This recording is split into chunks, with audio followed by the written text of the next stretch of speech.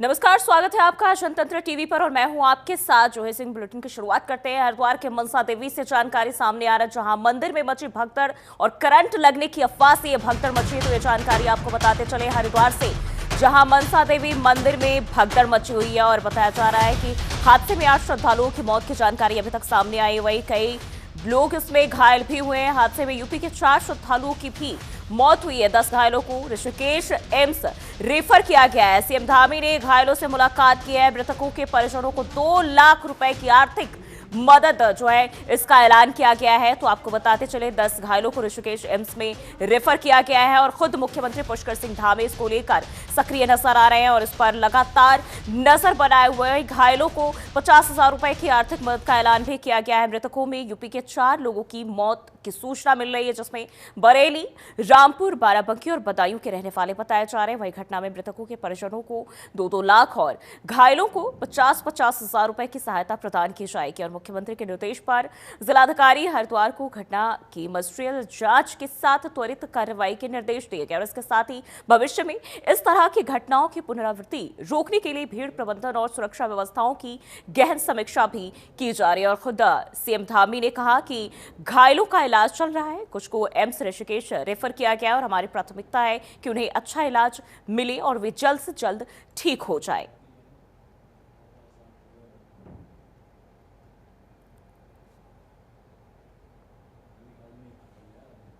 सभी को उस यहाँ जिला अस्पताल में और अन्य अस्पतालों में और इसके साथ ही ऋषिकेश एम्स से रेफर कर दिया गया है। सभी घायलों को ठीक प्रकार से उनको इलाज मिले, ये हमारी प्राथमिकता है।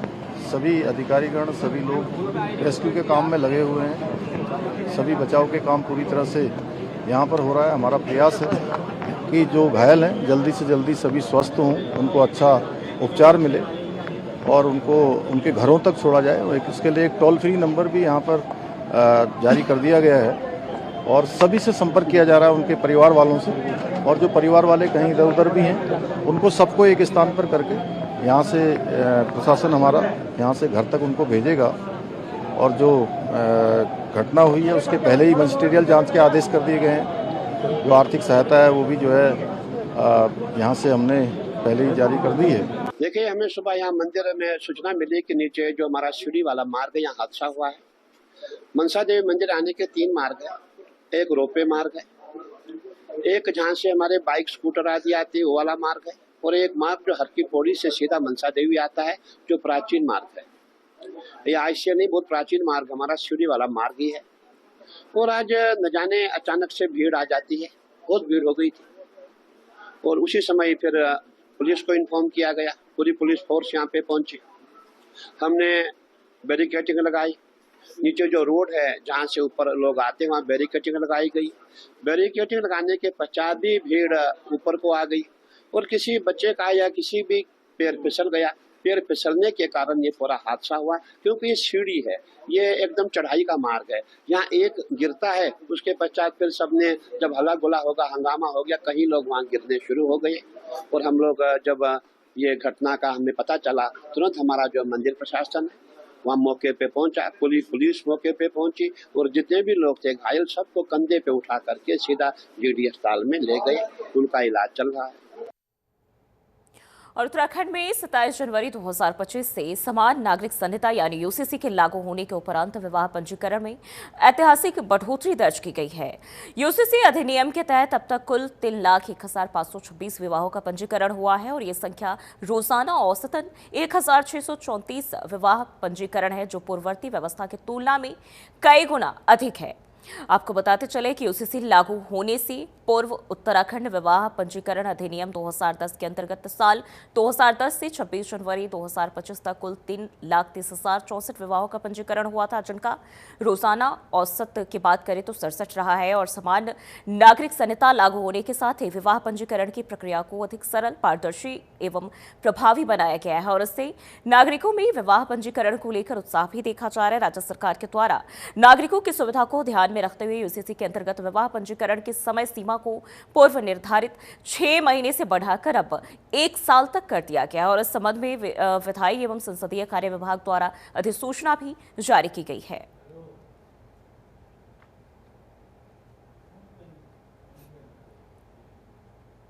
और वहीं राजस्थान में स्कूल भवन के गिरने से 7 बच्चों की मौत के बाद उत्तराखंड सरकार भी सचेत हो गई है। मुख्यमंत्री पुष्कर सिंह धामी ने सभी सरकारी विद्यालय के भवनों के ऑडिट का आदेश दिया है। उत्तराखंड में लगातार बारिश हो रही है और किसी भी संभावित खतरे को देखते हुए मुख्यमंत्री धामी ने यह आदेश दिया और इसके साथ ही अधिकारियों को निर्देश दिया है कि किसी भी विद्यालय में सुरक्षा को लेकर कोई कोताही नहीं बरती जाए। छात्र छात्राएं, हमारे बच्चे जिन भवनों में भी स्कूल में जाते हैं, मैंने कहा है कि वर्षा काल क्योंकि कभी भी कोई खतरा न हो, इसके लिए उनका ऑडिट किया जाना चाहिए, उसकी ठीक प्रकार से जांच की जानी चाहिए। यदि सुरक्षित नहीं है तो उन स्कूलों में बच्चों को नहीं भेजा जाना चाहिए। और एनसीईआरटी द्वारा पाठ्य पुस्तकों में ऑपरेशन सिंदूर शुरू करने पर उत्तराखंड मदरसा बोर्ड के अध्यक्ष मुफ्ती शमुन कासमी का बयान सामने आया है, जिसमें उन्होंने कहा कि ऑपरेशन सिंदूर के ठीक बाद हमने उल्लेख किया था कि हम लोगों को सैनिकों के द्वारा किए गए कार्यों से रूबरू कराएंगे। हम भारतीयों को एक साथ खड़ा होना चाहिए। हमारी जो सेना का पराक्रम है, मैं क्योंकि मदरसा बोर्ड का उत्तराखंड राज्य का मैं चेयरमैन हूं और एज ए एक सेवक के हमने उससे फौरन जो है ऑपरेशन सिंदूर के बाद हमने ये कहा था कि हम ऑपरेशन सिंदूर में जो हमारी सेनाओं ने का जो पराक्रम है, जो परिश्रम है, उसका हम अवगत कराएंगे अपने देशवासियों को। और जो जिस तरह से विपक्ष हर चीज़ में अड़ंगे अड़ाता है, मैं समझता हूं कि इस वक्त पक्ष और विपक्ष नहीं, हम सब भारतीयों को खड़े होकर के हमें हमारी उन बहनों का जो अपमान हुआ था, उनका जो सिंदूर जिस तरह से उन्होंने मिटाया था, हम उन्हें मिटाएंगे। और ये चीज़ें धर्म से ताल्लुक़ नहीं रखती हैं, ये कंट्री से ताल्लुक़ रखती हैं। धर्म से ऊपर देश है। और त्रिस्तरीय पंचायत चुनाव के दूसरे चरण के लिए पोलिंग पार्टियां अल्मोड़ा जिले के 5 ब्लॉक मुख्यालयों से रवाना हो गई है। मतदान कर्मी अपने अपने पोलिंग बूथों की ओर रवाना होते हुए नजर आए। सोमवार को हवालबाग, द्वाराहाट, स्यालदी, सल्ट और भिकियासैंण ब्लॉक में मतदान संपन्न होगा। और वहीं प्रशासन ने 580 ग्राम पंचायतों में कुल 623 पोलिंग बूथ बनाए हैं। खास बात यह है कि इस बार सभी मतदेय स्थल 0 से 5 किलोमीटर के दायरे में है, जिससे मतदान कर्मियों को दुर्गम क्षेत्रों की परेशानी नहीं होगी। मतदान की सभी तैयारियां जो है वो पूरी कर ली गई है और सुरक्षा के व्यापक इंतजाम किए गए हैं।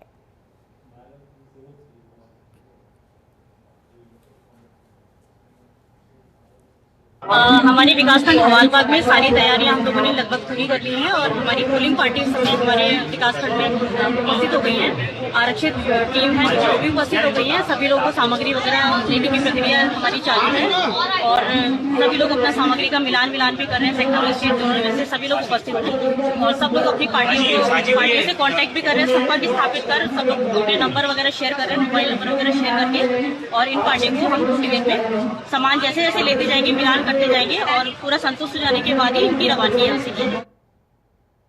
और सोनप्रयाग के पास भारी भूस्खलन के कारण जो है संपूर्ण मार्ग अवरुद्ध हो गया। तीर्थयात्रियों की आवाजाही अस्थायी रूप से रोकनी पड़ी। तो ये जानकारी आपको बताते चले सोनप्रयाग से, जहां भारी भूस्खलन और लोगों की, तीर्थयात्रियों की जो आवाजाही है वो रोकनी पड़ी है। फिलहाल कुछ समय के लिए बताया जा रहा है पूरा मार्ग जो है वो अवरुद्ध हो गया है। एसडीआरएफ टीम का ऑपरेशन जो है रेस्क्यू जारी है और अभी तक 2874 श्रद्धालुओं को सुरक्षित निकाला गया। सभी को सुरक्षित स्लाइडिंग जोन पार कराया गया। उत्तराखंड में जारी भारी बारिश के कारण सोनप्रयाग के पास भूस्खलन होने से यात्रा को अस्थायी रूप से स्थगित कर दिया गया है। तीर्थयात्रियों को गौरीकुंड से आगे नहीं जाने दिया जा रहा है। भूस्खलन के कारण यात्रा मार्ग भी बाधित हो गया। वहीं मार्ग बंद होने के कारण बड़ी संख्या में श्रद्धालु स्लाइडिंग जोन में फंस गए थे। स्थिति की गंभीरता को देखते हुए एसडीआरएफ की टीम ने एनडीआरएफ, जिला पुलिस और पीडब्ल्यूडी के साथ समन्वय स्थापित कर तत्काल राहत एवं बचाव कार्य शुरू किया। लगातार चलाए जा रहे इस रेस्क्यू अभियान के तहत अब तक कुल 2874 श्रद्धालुओं को सुरक्षित स्लाइडिंग जोन पार कराया गया है, जिसमें बताया जा रहा है 2578 पुरुष, 263 महिलाएं और 33 बच्चे भी शामिल है। वहीं एसडीआरएफ मार्ग को सुचारू करने में जुटे हुए। बता दें कि उत्तराखंड के पहाड़ी इलाकों में इस समय भारी बारिश का दौर चल रहा है।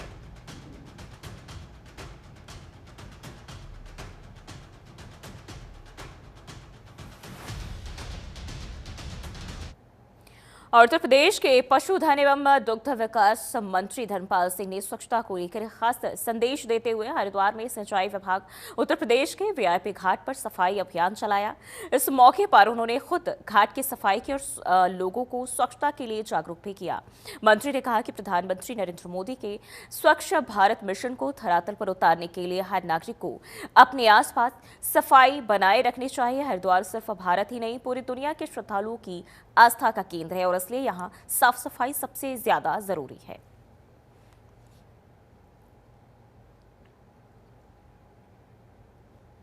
देखिए, माँ गंगा पवित्र है और इस कलयुग में दो देवता साक्षात दिखाई देते हैं, गंगा मैया और हनुमान जी।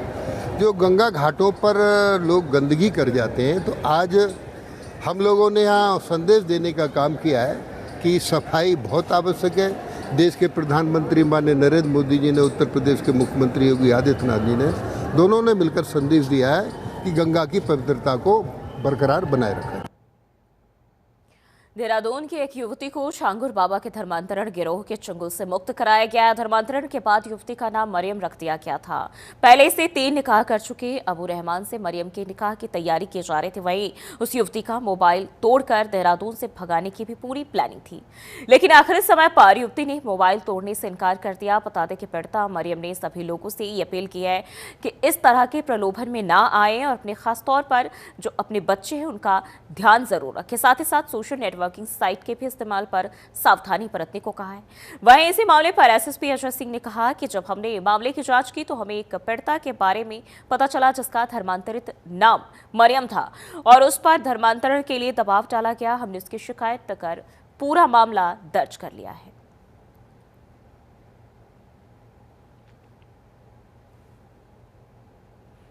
मैं समस्त देशवासियों से ये रिक्वेस्ट करती हूँ कि अपने बच्चों को धर्म से रिलेटेड नॉलेज दें, उनसे जुड़े रहिए, उनकी सारी जितनी भी अच्छी बुरी मतलब आदतें उन पे नज़र रखिए, कोई किसी गलत ट्रैप में ना फंसे और माँ बाप अपने बच्चों के साथ जितना क्लोज कनेक्शन बना के रखे इन अ गुड वे उतना ज़्यादा अच्छा है और अपने बच्चियों को बचाएं गलत चीज़ों से। हाँ, देखिए, जैसा आप विदित हैं कि माननीय मुख्यमंत्री द्वारा जो है ऑपरेशन कालनेमी चलाया जा रहा है और ये जो कनेक्शन है एक तरह से देखा जाए आभासी दुनिया में कालनेमी का एक भांडाफोड़ था। और आप 10 दिन पहले करीब जो है एक केस के मामले में जो है यूपी की टीम आगरा से आई थी यहाँ पर और एक अब्दुल रहमान नाम का आदमी ट्रेस हुआ था जो कन्वर्ट हुआ था हिंदू से मुस्लिम में 2014-15 के बीच में। उससे भी हमने प्राइमरी जो इनपुट लिए थे उसके आधार पर जब हमने उसके फेसबुक और इंस्टाग्राम और सब आईडीज़ को सर्च किया तो हमें एक विक्टिम का इसमें पता चला जिसका कन्वर्टेड नेम मरियम रखा गया था और जिसको इस्लाम में कन्वर्ट करने के लिए विभिन्न तरह से उसको प्रलोभन देकर और दबाव में लेकर उसका कन्वर्जन करने का प्रयास किया जा रहा था। और उसकी शिकायत पर उसकी काउंसलिंग उपरांत हमने एक केस यहाँ पर धर्मांतरण का केस यहाँ पर रजिस्टर्ड किया था और उसके बाद इन्वेस्टिगेशन में एक स्पेशल टीम इसमें काम कर रही थी। उसी के इनपुट के आधार पर जो पूछताछ मिली थी और जो जितने भी अकाउंट्स मिले थे उसके आधार पर एक दूसरी लड़की जिसका नाम कन्वर्टेड है सुमैया, वो ट्रेस डाउन हुई थी। और इन सभी के जितने भी जो अक्यूज थे एक संगठित गैंग के रूप में जो इनके कुछ लोग थे जो कहीं ना कहीं इसको पाकिस्तान और दुबई से जुड़े हुए थे, जिसको लगातार पैसे की कहीं ना कहीं से इन्फ्लुएंस करने की फंडिंग कर रहे थे। उसकी ऑनलाइन अरबी क्लासेस चल रही थी और जो है उसको इन्फ्लुएंस में लेकर उसको 3 बार दिल्ली बुलाकर वहाँ पर धर्मांतरण का प्रयास करके उसको दुबई भेजने के लिए फेक डॉक्यूमेंट्स को भी तैयार किया गया था। इसमें जो 6 लोग नाम इन दोनों हमारे इन्वेस्टिगेशन में कनेक्ट हुए थे, चूंकि इसमें केस और रजिस्टर्ड धर्मांतरण का कर लिया गया है, तो इसमें जो 6 अक्यूज थे वो 6 अक्यूज अभी जो मेन मास्टरमाइंड थे ऑलमोस्ट वो गिरफ्तार हो चुके हैं, जो आगरा पुलिस की कस्टडी में अभी है। साथ ही साथ हमारी टीम ने भी वहां पर जाकर पूछताछ कर ली है। और देहरादून में सावन मास में पड़ने वाली हरियाली तीज मनाई जा रही है और इसके लिए महिलाएं चूड़ी और श्रृंगार का सामान खरीदारी करती दिखाई पड़ रही है। बाजारों में हर जगह महिलाओं की भीड़ देखने को मिल रही है। वहीं दूसरी ओर तीज पर बिकने वाले पकवानों में खासकर घेवर की खरीदारी विशेष रूप से की जाती है। माना जाता है कि लोग अपनी ब्याता पुत्री के घरों में श्रृंगार के सामान के साथ साथ मिष्ठान में घेवर जरूर देते हैं और इसलिए तीज के त्योहार में घेवर का बहुत महत्व माना जाता है।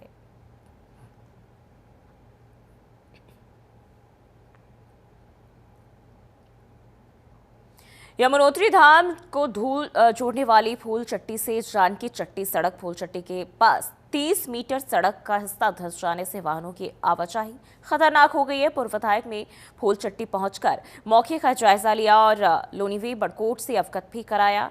पूर्व विधायक ने कहा कि यदि समय रहते हुए सुरक्षात्मक कार्रवाई नहीं किए गए तो यमुनोत्री धाम के महत्वपूर्ण पड़ाव जानकी चट्टी का संपर्क कट सकता है, जिससे यमुनोत्री धाम की यात्रा पर भी इसका प्रभाव पड़ सकता है और आवाजाही ठप हो सकती है।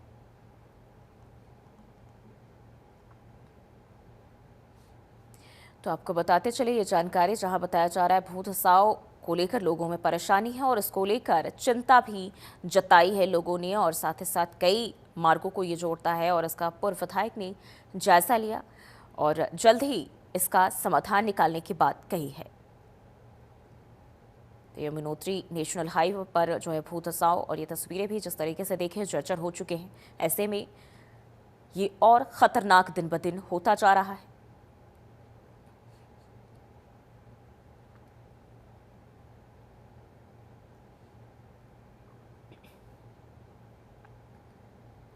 देहरादून में स्वतंत्रता संग्राम सेनानियों के उत्तराधिकारियों को जिला प्रशासन ने सौगात दी है। जिलाधिकारी की अध्यक्षता में आयोजित बैठक के दौरान जब स्वतंत्रता सेनानियों की प्रथम पीढ़ी के परिजनों ने स्मार्ट सिटी और रोडवेज बसों में निःशुल्क यात्रा की मांग उठाई तो जिलाधिकारी ने तुरंत ही आदेश जारी कर स्मार्ट सिटी बसों में फ्री यात्रा सुविधा लागू कर दी। जिलाधिकारी ने कहा कि मुख्यमंत्री के सख्त निर्देश हैं कि स्वतंत्रता संग्राम सेनानी और उनके उत्तराधिकारी हमारे लिए सर्वोपरि है।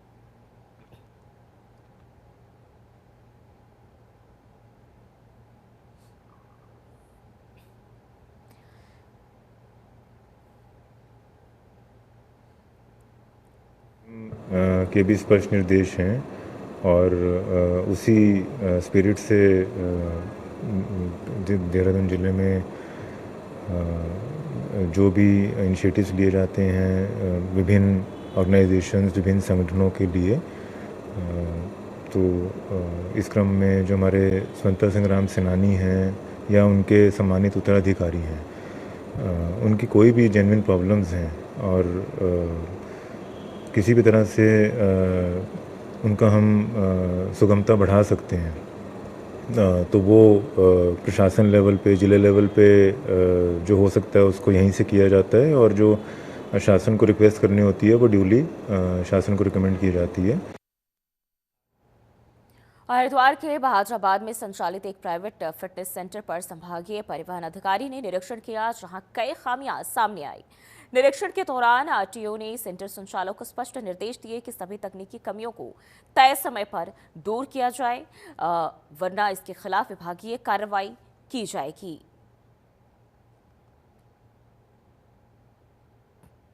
देखिए, फिटनेस सेंटर यहाँ पे जो बहादुराबाद में एक प्राइवेट संस्था द्वारा संचालित किया जाता है, तो आज उसका हमारे कार्यालय द्वारा एक निरीक्षण किया गया है। यहाँ पे काफी कमियां पाई गई हैं, जैसे कि एंटर करते ही 1064 का पोस्टर नहीं था, उसके लिए इनको बोला गया है। वॉइस कैमरे का एक्सेस आरटीओ ऑफिस को देने के लिए बोला गया है। उसके बाद एक सुझाव शिकायत पेटी का यहाँ पे रहेगी तालाबंद, जिसकी चाबी की आरटीओ ऑफिस में रहेगी, उसके लिए यहाँ पे इनको बोला गया है। उसके बाद जब यहाँ पे फिटनेस लेन में आके गाड़ियों को चेक किया गया तो उसमें पाया गया कि गाड़ी जो चेक हुई है, 2 गाड़ियां इनफैक्ट जो चेक हुई हैं उनमें स्पीड गवर्नर नहीं था, तो वो गाड़ियों की फिटनेस यहाँ पे फेल हो जाएगी। तो इसी तरह से नियमित तौर पे चेक करना, ऐसा नहीं हो कि जो भी ऑटोमेटेड थिंग है उनमें कोई भी मैनुअल सेटिंग इधर उधर करके कुछ छेड़छाड़ करना, ये सब ना करने की हिदायत यहाँ पे दी गई है। और ये इस तरह का जो निरीक्षण है वो आगे भविष्य में भी चलता रहेगा। और सहकारिता मंत्री डॉक्टर धन सिंह रावत के निर्देश पर जिला सहकारी बैंक हरिद्वार में बड़ी कार्रवाई की गई, जिसमें हरिद्वार जिले के 2 शाखा प्रबंधकों को निलंबित कर दिया गया है और 8 के वेतन पर रोक लगा दी गई है। ये फैसला समीक्षा बैठक के बाद लिया गया। राज्य में सहकारिता क्षेत्र में अनुशासन और जवाबदेही सुनिश्चित करने के उद्देश्य से एक बड़ी कार्रवाई मानी जा रही है।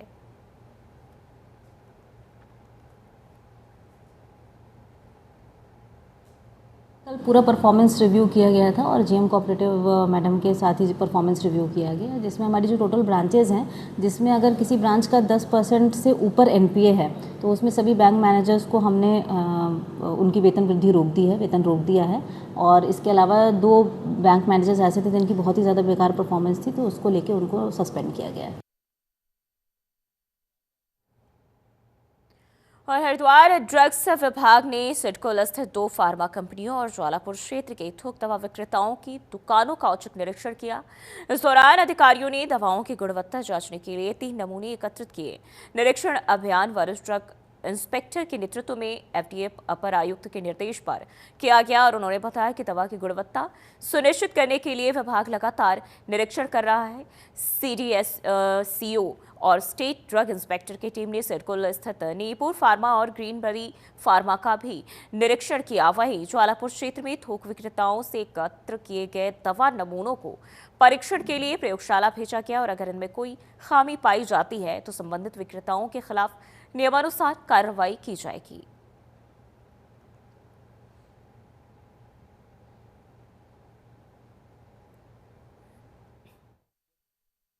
अच्छी तरह निर्देशित किया है कि लगातार जो है कंपनियों से सैंपल कलेक्ट किए जाए और मेडिकल स्टोरों का भी निरीक्षण किया जाए ताकि जो है अगर कहीं पर कोई इलीगल सप्लाई हो रही है दवाइयों की तो उसका पता चल सके। हमारे द्वारा निरंतर इस आदेशों का जो है पालन किया जा रहा है और आज भी मेरे द्वारा जो है 2 कंपनी का विजिट किया जिसमें हमारी अपर आयुक्त का कहना है कि यहाँ पर कंपनियों को इस तरीके से सुधारा जाए कि यहाँ से अधिक दवाएं जो है अच्छा जो है निर्यात करें और WHO एटलीस्ट सारी कंपनी के पास होना चाहिए। तो आज भी आप हमारे द्वारा एक कंपनी का विजिट किया गया था ग्राउंड वेरी जिसका कि WHO तो उसने आवेदन किया है और बहुत जल्द वो जो है अपना जो भी छूट कमियां है उसको पूरा करके और WHO प्राप्त करेगा। ज्योतिर्मठ ब्लॉक के अंतर्गत आने वाला दूरस्थ गांव तुगासी में भारी बरसात होने के चलते अचानक राजकीय प्राइमरी विद्यालय की सेफ्टी दीवार पूरी तरह क्षतिग्रस्त हो गई। गनीमत रही कि उस वक्त बच्चे घटनास्थल के करीब नहीं थे, नहीं तो कोई बड़ी अनहोनी भी हो सकती थी। वहीं इस दौरान तमाम ग्रामीणों ने श्रमदान कर विद्यालय में हुई क्षतिग्रस्त सेफ्टी दीवार को बनाया और वहीं इस दौरान राजकीय प्राइमरी विद्यालय में भोजन माता ने आरोप लगाए कि विद्यालय में पढ़ने वाले सभी बच्चों के लिए भोजन पकाने के लिए गैस जैसी सुविधा नहीं है, जिसके कारण वो लकड़ी में भोजन बनाने को मजबूर है। लकड़ी में खाना बनाने से उन्हें काफ़ी दिक्कतों का सामना भी करना पड़ रहा है और साथ ही साथ विद्यालय भी धुएं से खराब हो रहा है।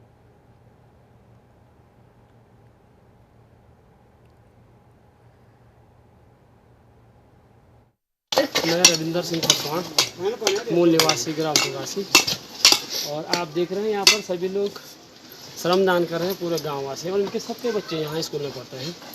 और कल रात भारी बारिश के कारण यहाँ पर ये दीवार जो सुरक्षा दीवार लगाई गई थी स्कूल के किचन के आगे जहाँ पर यहाँ पर भोजन बनाया जाता है तो वह आगे जो है क्षतिग्रस्त हो चुका है। तो मैं शासन प्रशासन को अवगत कराना चाहता हूँ कि आप लोग इस दीवार यहाँ पर जो है इस सुरक्षा दीवार को पक्की दीवार बना के इसमें सीमेंट और कंक्रीट वगैरह लगा के इसको पक्की बनाई जाए यहाँ पर, ठीक। और मैं शासन प्रशासन को ये बताना चाहता हूँ कि इतना जो है यहाँ पर जो है बच्चे जो आते हैं यहाँ पर तो इनके लिए कहीं भी यहाँ पर दिक्कत हो सकती है, तो आप इस दीवार को पक्का बनाने का कष्ट करेंगे। तो